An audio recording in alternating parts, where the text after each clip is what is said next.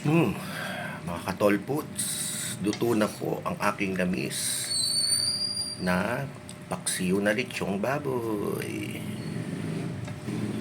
Namiss ko to for, I think, 2 months. 2 months yata akong di nakakain ito. Ayan. Sarap ng balat. More balat, please.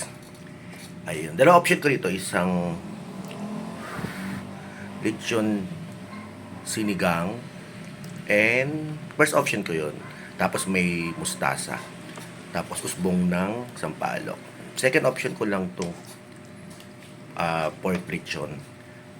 Kasi kakasinigang lang namin nung last 2 days.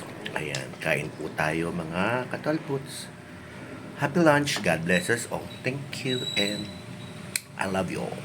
Mwah!